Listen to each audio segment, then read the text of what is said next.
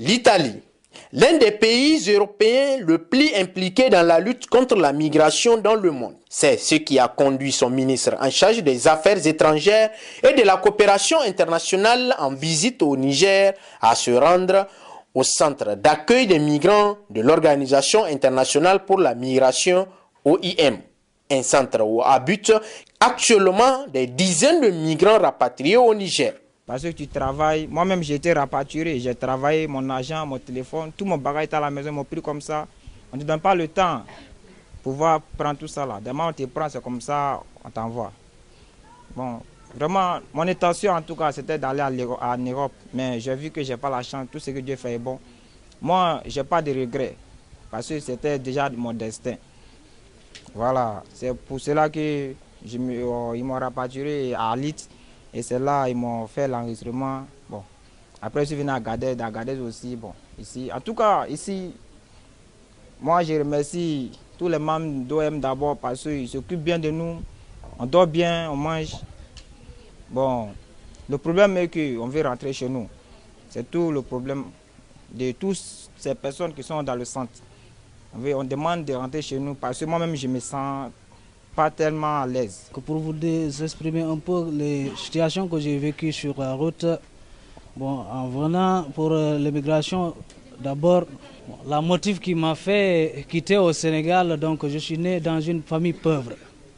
Donc pourquoi pas ne pas faire l'immigration pour trouver l'Europe pour gagner ma vie et la vie de ma famille. Donc c'est pour cela que je suis venu. Bon, au Sénégal, j'avais du travail, je faisais la machinerie.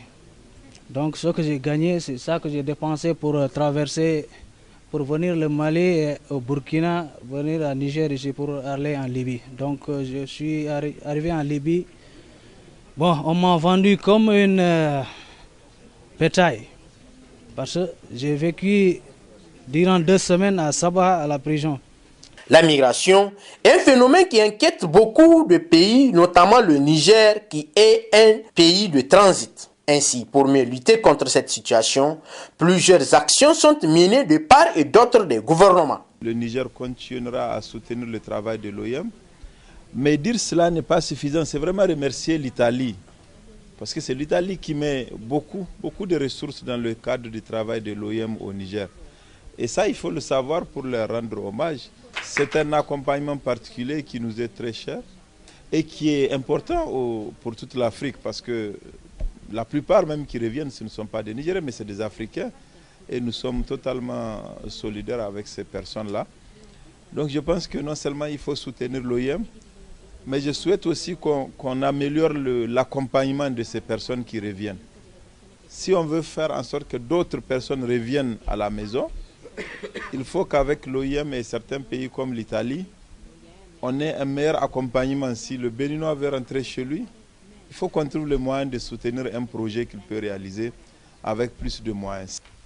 Je sais que mon premier acte en tant que ministre de l'Intérieur a été de soutenir l'OIM avec 9 millions d'euros. Et je sais également que mon premier acte en tant que ministre des Affaires étrangères a été de soutenir l'OIM avec 15 millions d'euros. Et tout ceci a permis le rapatriement volontaire et assisté de 15 000 personnes. Mais vous voyez, si nous parlons de chiffres, si nous disons 22 000 euros, si nous parlons de 15 000 personnes, ce ne sont que des chiffres, que des numéros. Mais aujourd'hui, ici, j'ai entendu vos histoires, ces 2 histoires, j'ai vu vos visages. Et ça veut dire beaucoup plus que des simples chiffres que nous pouvons lire dans un dossier ou dans un bureau. Vous savez, je viens d'écouter 2 histoires qui sont des histoires dramatiques. Ce sont les histoires que vous avez vécues. Alors, ce sont des histoires qui nous montrent qu'aujourd'hui, il existe une nouvelle forme d'esclavage. C'est l'esclavage moderne. Alors, je pense donc que quand nous parlons de ressources, nous pensons que ces ressources, nous aurions pu les utiliser pour faire autre chose. Mais non, nous les avons utilisées pour sauver des vies humaines. C'est par cette visite au centre d'accueil de migrants de l'OIM que s'est achevée la visite de quelques jours du ministre italien des Affaires étrangères et de la coopération internationale au Niger.